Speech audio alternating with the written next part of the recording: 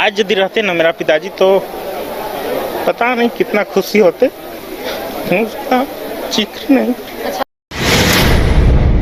अब ठीक रूप से मेरा परिवार ना कमजोर ही है। पिताजी नहीं रहे उसके बाद मम्मी क्या कर सकती है, महिला और वो वृद्ध है।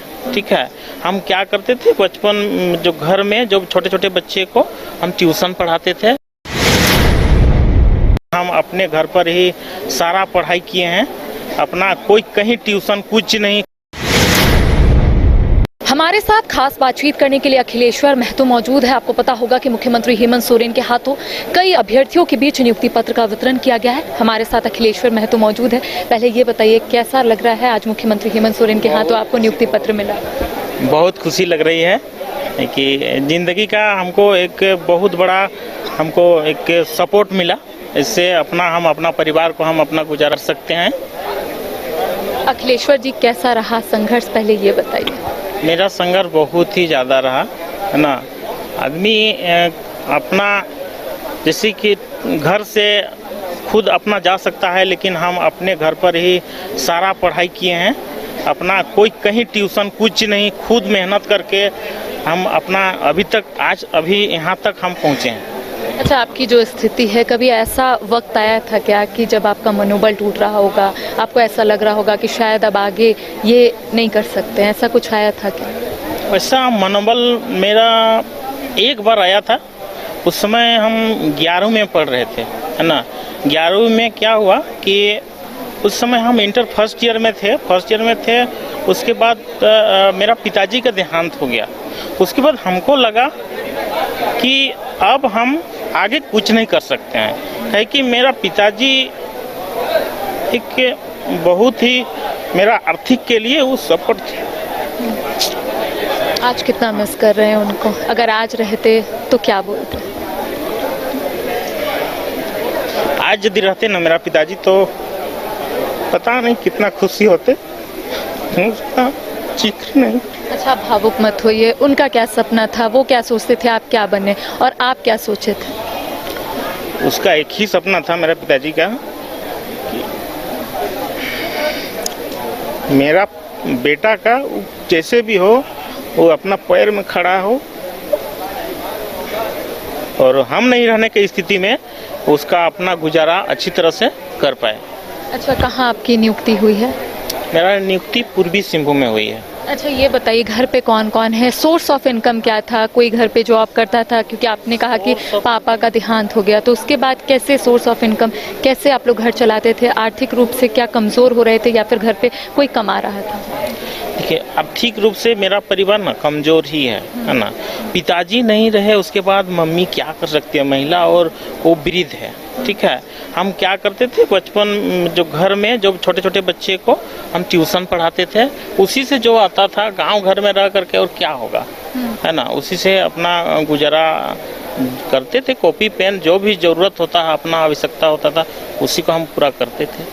मुख्यमंत्री हेमंत सोरेन खुद आपसे आकर मिले, क्या कहे वो और कैसा लग रहा है आज? यही पूछे मुख्यमंत्री जी कि आपका पिताजी क्या करते हैं, तो बताए पिताजी तो नहीं है, मम्मी है, वृद्ध है, और पूर्वी कहाँ से हुआ है बताए, तो हम बता दिए कि पूर्वी सिंहभूम से हुआ है। और भी आपने कोई एग्ज़ाम दिया था इसके अलावा? हाँ, एग्ज़ाम इसमें दिए थे। इसमें मेरा इससे पहले जो CGL वाला हुआ था, इसको भी एग्ज़ाम दिए थे। उसमें भी मेरा फाइनल रिजल्ट हुआ था। उसके बाद फिर फाइनल रिजल्ट करने का मतलब DV तक हुआ था। उसके बाद जो फाइनल रिजल्ट था उसमें नहीं हुआ था मेरा। तो उस वक्त ऐसा लगा था कि कोई और जगह या फिर कोई और देखते हैं, कोई और क्षेत्र में? मेरा विश्वास था, है ना, कि हम टीचर हम बनेंगे। मेरा विश्वास पूरा 100% विश्वास था कि हम टीचर बनेंगे। कैसे काम करना है, क्या सोचे हैं, रोड मैप क्या तैयार किए हैं? रोड मैप देखिए, अभी तो बच्चों को पढ़ाना है, अच्छा से पढ़ाना है, बहुत मन लगा के पढ़ाना है, ताकि हम जिस तरह मेहनत करके हम पढ़े हैं, वैसे ही बच्चों को एक सीख देना है, और आगे बच्चों को बढ़ाने का हम कोशिश करेंगे। एक आखिरी सवाल, मुख्यमंत्री हेमंत सोरेन ने कहा कि प्राइवेट स्कूल में जो मोनोपोली चल रही है उसे हम ही तोड़ सकते हैं, यानी कि आप जो सरकारी स्कूल के जो शिक्षक है वही तोड़ सकते हैं। ये सुनकर कैसा लगा, और क्या उसके बाद कोई आपने सोचा कि किस तरीके से पढ़ाना है सरकारी स्कूल के बच्चों को?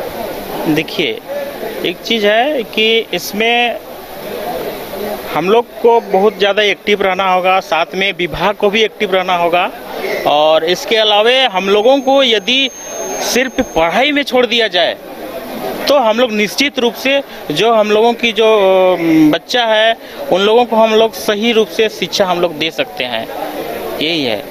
और जैसे कि मान लिया जाए अभी हम लोग को दे दिया एक स्कूल में 2 टीचर रहेगा और बच्चे रहेगा 50, 60, 70, 100 रहेगा, ठीक है। तो इस बीच में कभी मिड डे मील पर ध्यान रहेगा तो कभी और बहुत सारा अन्य चीज़ का काम रहेगा। तो ऐसी स्थिति में क्या होता है कि बच्चों को सही रूप से पढ़ाई नहीं दिया जा सकता है।